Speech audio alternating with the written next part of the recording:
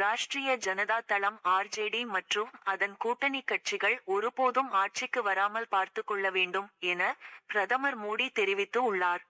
பீகாரில் பெண்கள் 75 லட்சம் பேருக்கு மாதம் ரூபாய் 1000 வழங்கும் திட்டத்தை டெல்லியில் இருந்து வீடியோ கான்பரன்ஸ் வாயிலாக பிரதமர் மோடி தொடங்கி வைத்தார்.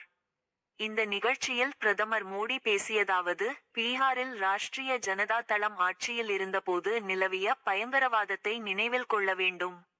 அப்போது எந்த மக்களும் பாதுகாப்பாக இல்லை. நக்சலைட் வன்முறையின் பயங்கரவாதம் பரவலாக இருந்தது. இதனால் ஏற்பட்ட பாதிப்புகள் பெண்களுக்கு சுமையாக இருந்தது. ஏழைகள் முதல் டாக்டர்கள் வரை யாரும் ராஷ்டிரிய ஜனதா தளம் ஆர்ஜேடி தலைவர்களின் அட்டூழியங்களிலிருந்து யாரும் தப்பவில்லை. சாலைகள் இல்லை, சட்டம் ஒழுங்கு பரிதாபமாக இருந்தது. இன்று நிதிஷ்குமாரின் தலைமையில் சட்டத்தின் ஆட்சி திரும்பியபோது பெண்கள் மிகப்பெரிய நிம்மதியை உணர்ந்துள்ளனர்.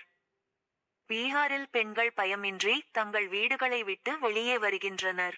நிதிஷ்குமாரின் அரசாங்கத்திற்கு முன்பு இது வெறுமனே சாத்தியமில்லை. நான் பீகாருக்கு செல்லும் போதெல்லாம் இவ்வளவு பெரிய எண்ணிக்கையிலான பெண் போலீசாராக பணி அமர்த்தப்பட்டு இருப்பதைக் கண்டு நான் மிகவும் திருப்தி அடைகிறேன். ஆர்ஜேடி மற்றும் அதன் கூட்டணி கட்சிகள் ஒருபோதும் ஆட்சிக்கு வராமல் பார்த்து கொள்ள வேண்டும்.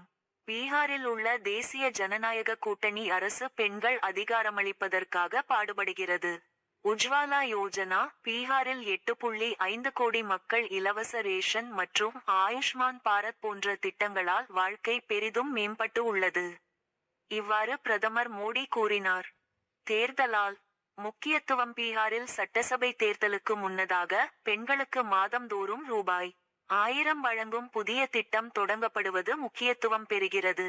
ஏனெனில் பெண்கள் வாக்காளர்களில் கணிசமான பங்கை கொண்டுள்ளனர். இந்த ஆண்டு இறுதியில் மாநிலத்தில் சட்டமன்ற தேர்தல்கள் நடைபெற உள்ளன என்பது குறிப்பிடத்தக்கது.